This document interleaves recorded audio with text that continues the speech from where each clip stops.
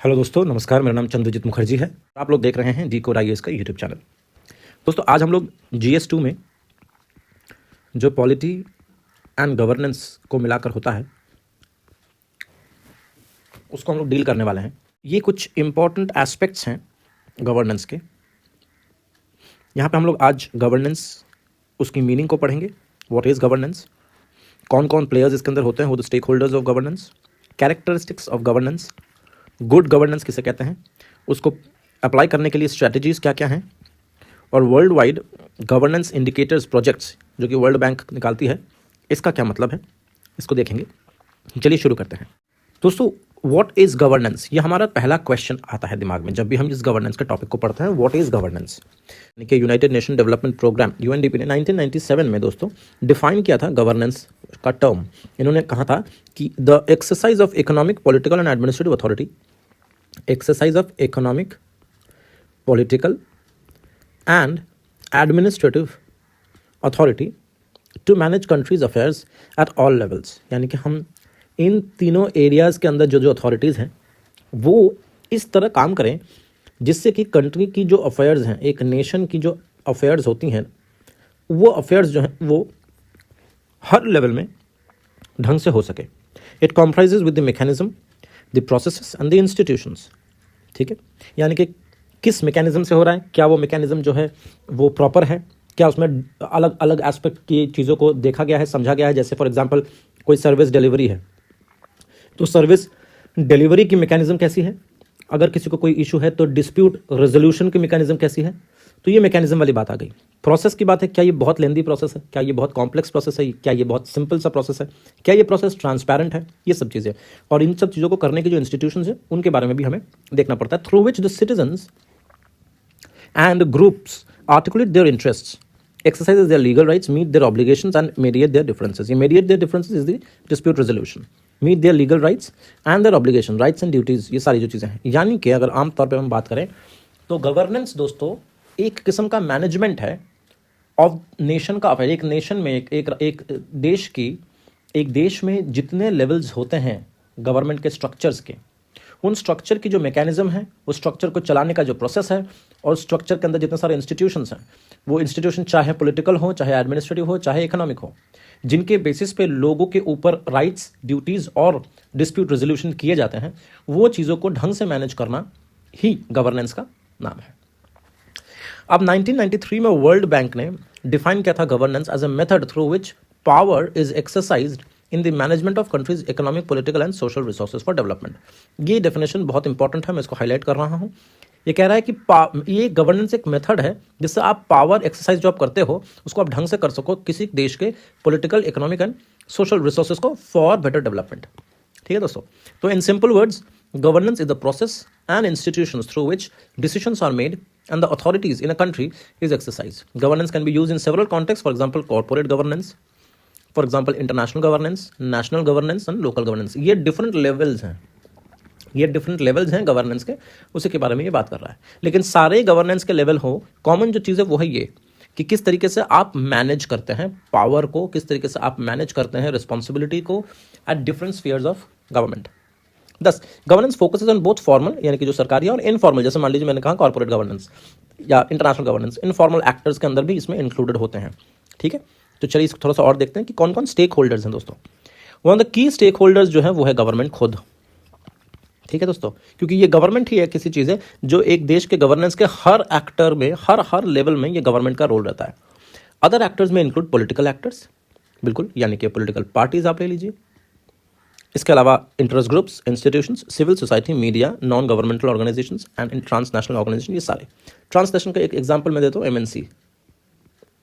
दोस्तों, other actors involved in the governance vary depending on the level of the government. Typically the stakeholders of the governance at national level can be categorized as state, market and civil society। यानी कि अगर हम governance को एक national level में देखें तो हम देखेंगे कि राज्य है, सिविल सोसाइटी है और मार्केट है। राज्य का काम क्या है? To create a favourable political and legal and economic environment. Civil society का काम है mobilise people's participation in the governance, और एक अपॉर्चुनिटी क्रिएट करना है फॉर पीपल, ये भी जिम्मेदारी है सरकार की। ठीक है दोस्तों, तो ये चीज़ आपको ध्यान में रखना है। स्टेट की ऑब्लिगेशन क्या है? स्टेट की ऑब्लिगेशन ये है, सिविल सोसाइटी ऑब्लिगेशन ये है, और मार्केट की ऑब्लिगेशन ये है। अगर ये तीनों चीज़ें फुलफिल हो गई, यानी कि political, economic and social aspect को अगर हम लोगों ने ढंग से देख लिया, उसको मैनेज कर लिया ताकि सबकी भलाई जिसमें है या मैक्सिमम बेनिफिट मिल सके, वो है गवर्नेंस। और उसके अंदर तीन मेजर प्लेयर्स कौन है? अगर हम नेशनल लेवल की बात करें तो state, civil society and market. State includes different organs of the state government, चाहे वो एग्जीक्यूटिव हो, चाहे लेजिस्लेचर हो या जुडिशरी हो, और उसके इंस्ट्रूमेंटालिटीज, अगर कोई इंडिपेंडेंट अकाउंटेबिलिटी है तो वो सब। It consist of different segments of actors, चाहे वो इलेक्टेड रिप्रेजेंटेटिव्स हो, political parties, political executive, bureaucracy, civil servant, ये कोई भी हो सकता है स्टेट के अंदर। दोस्तों रही बात मार्केट की, मार्केट के अंदर प्राइवेट सेक्टर भी आ जाता है, organise sector as well as unorganise sector दोनों आते हैं, which includes large corporate houses to small scale industries and small enterprises. इसके अलावा जो सिविल सोसाइटी है ये सबसे ज़्यादा डाइवर्स है। क्यों? क्योंकि it includes typically all groups जो कि स्टेट या मार्केट के अंदर नहीं आते, उनको भी। फॉर एग्जांपल एनजीओज, ना ये स्टेट है ना ये मार्केट का पार्ट है। वॉलंटरी ऑर्गेनाइजेशंस, से for example media houses, trade unions, religious groups, pressure groups, ये सब। अब अगर मैं एक उदाहरण लेता हूँ, जैसे मान लीजिए जीएसटी, ठीक है दोस्तों।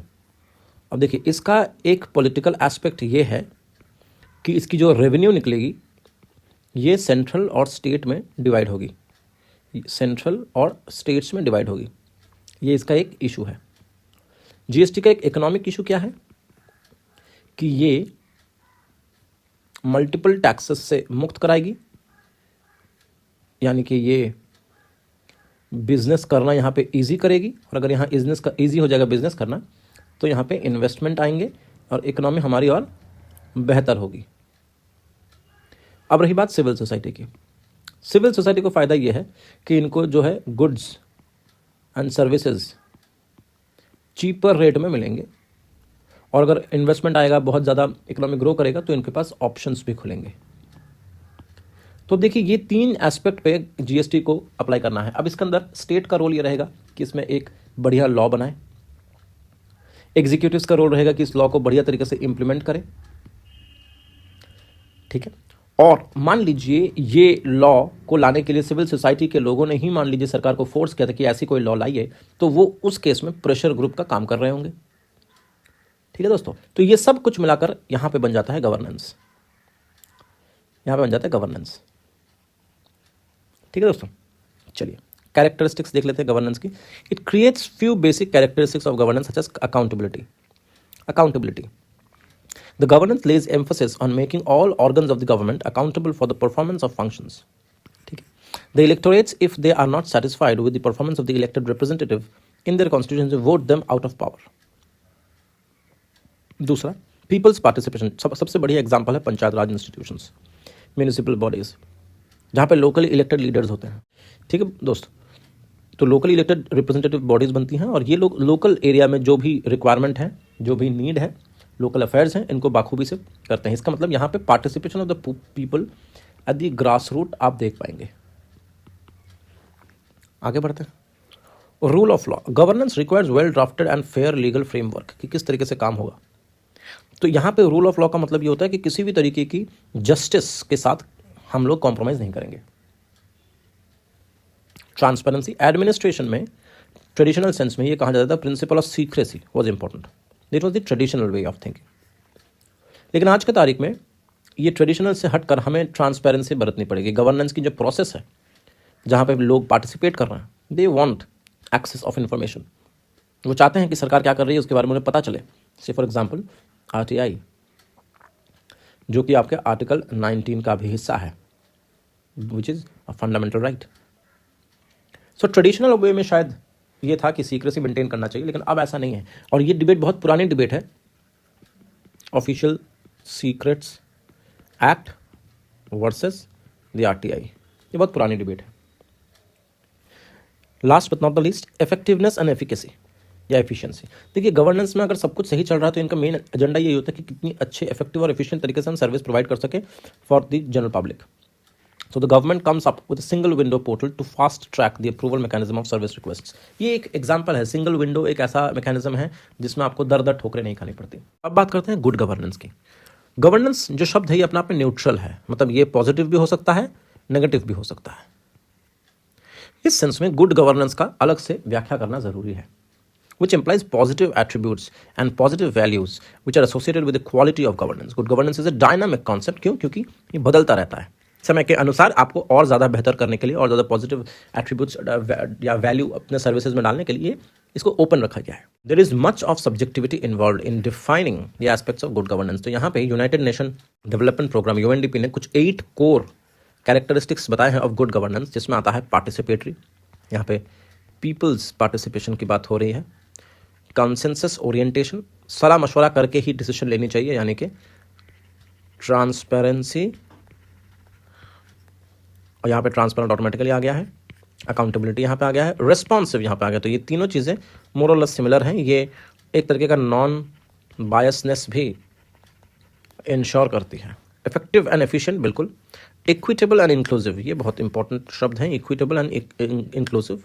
Follow the rule of law. ठीक है दोस्तों, ये कुछ 8 प्रिंसिपल्स हैं. ये 8 अलग अलग चीज़ें हम लोग नेक्स्ट वीडियो में डिस्कस करेंगे डिटेल्स में विद एग्जांपल्स. अगर आप लोग इस चैनल में नए हैं तो इसको कृपया सब्सक्राइब करें. Thank you.